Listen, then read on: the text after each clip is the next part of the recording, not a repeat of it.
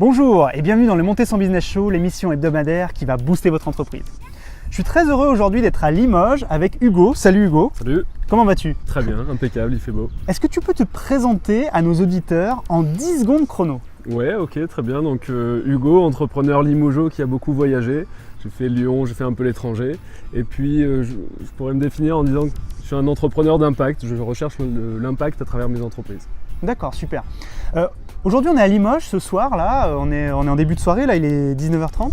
Est-ce que tu peux nous dire pourquoi on est ici? Qu'est-ce qui se passe ici dans l'écosystème limougeot? Ouais, tout à fait. Alors on a organisé un apéro garage. Ça ressemble au format des apéros entrepreneurs qu'on peut voir dans les autres villes. Mais que j'ai pu animer d'ailleurs sur Cannes. Ouais. Mais c'est un peu plus focalisé sur les startups innovantes. On a voulu reprendre les apéros entrepreneurs de Limoges, mais on nous a dit c'est ouvert à tout le monde, ce qu'on trouve très bien.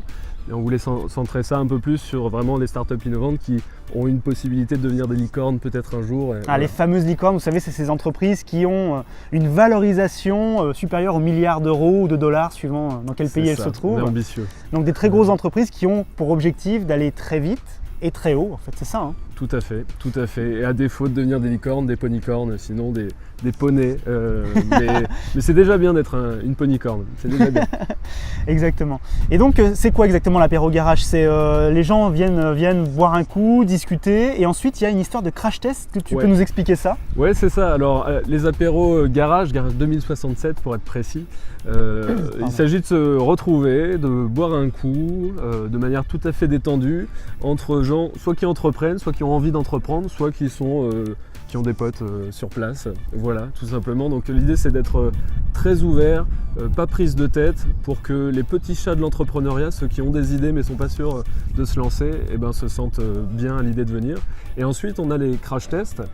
C'est dès lors qu'une personne a une idée, un embryon d'idée, on va se voir autour d'un verre, autour d'un café, 3-4 personnes, et puis on va balayer l'ensemble des aspects de D'accord, vous allez essayer finalement, le crash test, c'est un peu lui dire ce qui ne va pas peut-être dans son idée, essayer de le travailler pour aller au plus profond du projet peut-être? C'est ça, en fait on va essayer de le bloquer. C'est un crash test, on va essayer de le démontrer. C'est pas très gentil tout ça? Non, mais c'est important. C'est important. Dans le vocabulaire, on dit crash test, c'est un peu violent, mais dans les faits, c'est hyper convivial. J'espère. Et c'est plus constructif que destructif. Ouais, c'est important parce que dans ce genre de choses, il ne faut pas devenir non plus le père fouettard. Je veux dire, voilà, il faut dire les choses quand il faut les dire. Je pense que c'est important parce que des fois, en tant qu'entrepreneur, on pense avoir l'idée du siècle et des fois, on est un petit peu à côté. Ouais.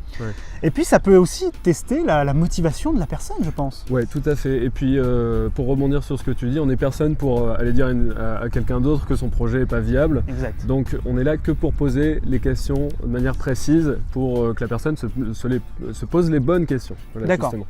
Alors, moi, j'ai appris une chose super intéressante. C'est là qu'on se dit que le monde est vraiment petit. J'ai appris que ton entreprise, donc Prodontis, dont tu vas nous parler tout de suite, allait s'exporter en quelque sorte à San Francisco. Ouais.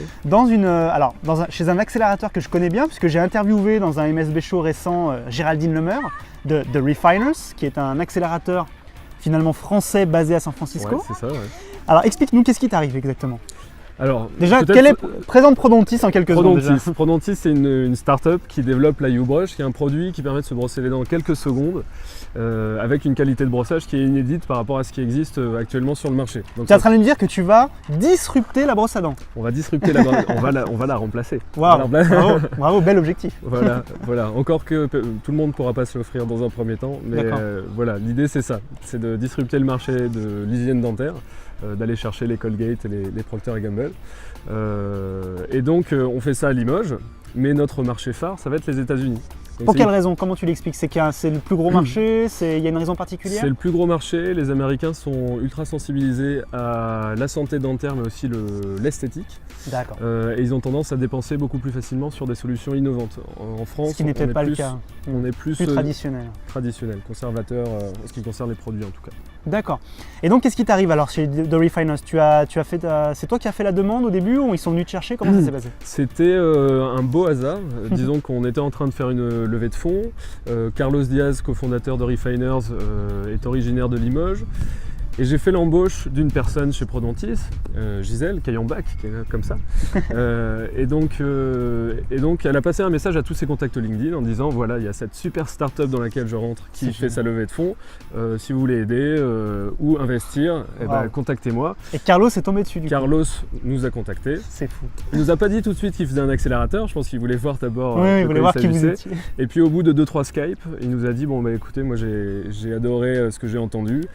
Sous réserve que mes 2 acolytes soient d'accord avec moi, j'ai envie de vous faire venir à San Francisco, si vous en êtes d'accord bien sûr. Waouh, c'est génial. Et donc là j'imagine que tu as refusé évidemment. J'ai tout de suite refusé, j'ai dit quoi encore, moi je suis bien à Limoges. Et puis après réflexion, je me suis dit le marché américain ça peut être intéressant. Et donc soyons pragmatiques, est-ce que tu veux vraiment partir là-bas définitivement? Est-ce que tu veux continuer à opérer l'entreprise ici et déployer là-bas? Qu'est-ce que tu veux faire exactement? L'idée c'est de bénéficier à la fois des atouts français et des atouts américains. Et oui, les deux pays ont beaucoup d'atouts. Et on est assez asymétrique en termes d'atouts justement. La France c'est un réservoir de chercheurs, d'ingénieurs, de docteurs excellents. Peu cher, loyaux, même si c'est bizarre de le dire comme ça. Tout ça pour dire qu'aux États-Unis, dans la Silicon Valley notamment, ce sont des mercenaires.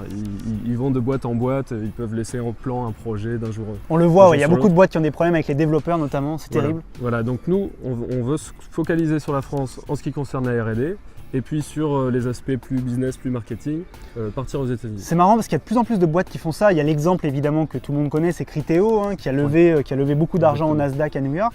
Et qui un jour, le journaliste de BFM dit à Rudel, donc je ne sais plus son prénom, je m'excuserai. Pas Bruno, non Non, c'est Jean-Christophe Rudel, je crois. Et il lui dit, donc c'est le boss de Criteo, qui lui dit bon bah du coup vous allez déménager à San Francisco et c'est terminé, ou à New York. Il lui fait non mais vous rigolez, enfin moi la R&D, il y a 500 personnes, 500 ingénieurs qui restent en France à Paris, je les bichonne, ces gens sont géniaux, c'est les meilleurs du monde, ils me coûtent pas trop cher par rapport à ce qui me coûterait ici aux États-Unis, je les garde. Voilà. Ouais, par contre la partie marketing se fait aux US et c'est très bien comme ça. C'est exactement ça. D'accord, super. Qu'est-ce que toi tu penses de l'écosystème français aujourd'hui dans le monde des startups? Moi je le vois beaucoup évoluer en bien. Est-ce que tu confirmes? Est-ce que toi tu n'es pas d'accord? Qu'est-ce que tu en penses? Je pense qu'il se complète au fur et à mesure. On a cet atout-là de R&D et ça continue d'être le cas. En revanche, on avait de grosses lacunes, je trouve, en termes de business, de mise en valeur de nos inventions, de nos produits. Et je trouve qu'on est en train de combler ce retard. Et puis un petit problème de financement aussi qui commence à être comblé progressivement. Oui, complètement. Et d'ailleurs, BPI fait un boulot incroyable là-dessus, je trouve. Ouais, moi j'étais à l'événement de BPI et c'était hallucinant. C'est hallucinant. Inno Génération, c'est ça. C'est ça. Je trouve ça hallucinant et c'est normal qu'on ait une capacité d'investissement moindre. On est dans un plus petit marché, 60 millions d'habitants, ça n'a rien à voir avec les États-Unis. Et le fait que BPI drive les investissements stratégiques et puis prenne des risques, c'était nécessaire et ça crée des boîtes incroyables. Et c'est quasiment unique en plus dans le monde. Enfin, il y a très peu de banques publiques d'investissement qui investissent autant, j'ai l'impression. Alors c'est peut-être provocateur, mais la Chine, quoi. Oui, forcément. La Chine. Forcément, oui. C'est une très bonne méthode. En fait, je pense que l'écosystème français a cet avantage qu'on a beaucoup de subventions, beaucoup d'aides, ce qui fait que les entrepreneurs restent propriétaires de leurs entreprises, restent motivés. Le désavantage de ça, c'est que les délais de développement des entreprises sont plus longs. Et oui, forcément. Aux États-Unis, c'est le contraire. On va aller chercher des fonds privés, ça va aller beaucoup plus vite. Mais dès qu'on les a, on va être dépossédé de sa boîte. Donc il y a toujours une balance à faire. Et c'est vrai que les gens disent toujours c'est super, les États-Unis on lève plus. Oui, mais attendez, voyez les contreparties aussi. Il n'y a pas que des avantages.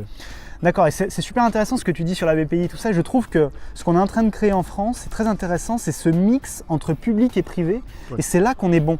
C'est-à-dire que quand le public est tout seul, on le sait, c'est la cata. C'est pas que c'est la cata, mais c'est de vieux rouages, c'est de vieilles manières de fonctionner, donc ils ne comprennent pas forcément le monde des startups. Par contre, quand ils travaillent main dans la main avec des privés, et il y a un exemple qui est fabuleux que tu dois connaître très bien également, c'est le plus grand incubateur du monde qui va se poser à Paris dans les prochains mois, qui est cofinancé par Xavier Niel et toute son équipe. Je salue d'ailleurs Roxane Varza, et l'État et donc la BPI qui cofinance. Ça c'est génial, on a besoin de ça aujourd'hui. Je rebondis du coup là-dessus, parce qu'on parle de l'écosystème français, mais ici on est à Limoges. Alors Limoges, parce que pour beaucoup de ceux qui nous regardent, Limoges ça n'existe pas au niveau des startups, des entreprises, etc. Moi à chaque fois, je voyage pas mal, à chaque fois on me parle uniquement, alors il y en a certains qui connaissent Legrand, mais il n'y en a pas beaucoup, qui est pourtant un des leaders mondiaux de l'électricité, qui est basé à Limoges. Mais beaucoup me parlent uniquement d'une vieille ville et de la porcelaine. Oui, Qu'est-ce que tout à tu en fait. penses? Est-ce que, bon, je pense qu'on est en retard quand même, mais est-ce qu'on est en train d'aller vers de bonnes choses? Moi, je suis très content que les gens pensent ça, tout simplement parce qu'on a un havre d'innovation, de subvention qui est absolument incroyable, dont on a bénéficié, nous, avec Prodontis. Et heureusement que c'est peu connu. Quand je vais sur Paris, en général, je vais me poser dans des espaces de coworking, des accélérateurs comme le NUMA, par exemple. J'y vais souvent j'ai aussi, eu ouais. plusieurs discussions avec des entrepreneurs sur place en leur disant, ben voilà, moi j'ai une subvention pour ça, des aides pour ça. Et à chaque fois, leur bouche commence à s'ouvrir de plus en plus grand. Et je leur dis, mais passez voir à Limoges, parce que finalement, certaines personnes mettent leur siège à Limoges et puis font des allers-retours entre Limoges et Paris. Pourquoi pas? Et je trouve que il y a tout. À Limoges, il y a absolument tout. Il y a des fonds d'investissement, il y a des subventions, il y a tous les réseaux d'accompagnement qu'il faut. C'est limite étouffant parfois d'avoir autant d'acteurs. Il manque... Sur un si petit ouais, marché, sur un si petit marché. Mais ce qui est incroyable, c'est que à partir du centre de Limoges, on est à 15 minutes de tous ces acteurs, de tout l'écosystème. Et ça, c'est absolument incroyable. Et on a une qualité de vie qui est fabuleuse. Qui est plutôt pas mal. Moi, j'ai la chance de vivre entre Limoges et Cannes et j'aime les deux villes en fait pour des raisons différentes, évidemment. Parce qu'elles ne sont pas du tout faites pareil, mais en tout cas, je suis très content d'être ici. Bah écoute Hugo, je te souhaite, je vais pas te dire bon courage parce que Philippe Bloch me taperait sur les doigts. On ne dit pas bon courage. Un bon kiff. Voilà, un bon kiff. Je sais que tu vas kiffer à San Francisco. Merci à toi d'avoir participé. Merci. Je voulais vous remercier tous. N'hésitez pas à nous poser des questions en commentaire, à mettre un pouce bleu si vous avez aimé et un pouce rouge si vous n'avez pas aimé cette émission. Mais dites-nous pourquoi en commentaire. Si vous avez des questions, vous pouvez les poser. Surtout également, n'oubliez pas de partager cette émission. C'est très important pour moi. C'est la meilleure manière de me payer, de me rémunérer. Parce que comme vous le savez, cette émission est 100% gratuite et je ne gagne pas d'argent avec, en tout cas aujourd'hui. Pas directement. Je voulais vous remercier d'être toujours plus nombreux à suivre le Monter son Business Show et je voulais vous dire une chose extrêmement importante. Il n'y a jamais eu de meilleur moment que maintenant pour entreprendre. Je suis bien d'accord. Merci à vous et à la semaine prochaine. Au revoir.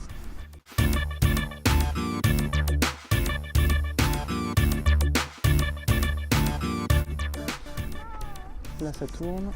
Ah, du coup je me vois pas moi. Ah, mais alors, normalement, si je suis à côté de toi, tu veux que je mette ma main pour, ouais, vas-y, c'est pas con. C'est pas con du tout. Où tu mets ta tête? Ouais, c'est parfait en fait. Là. On est bon. Hop, c'est parti. C'est bon, t'es prêt? Je suis prêt. Bonjour, j'ai mes lunettes de soleil. Ouais, on s'en fout.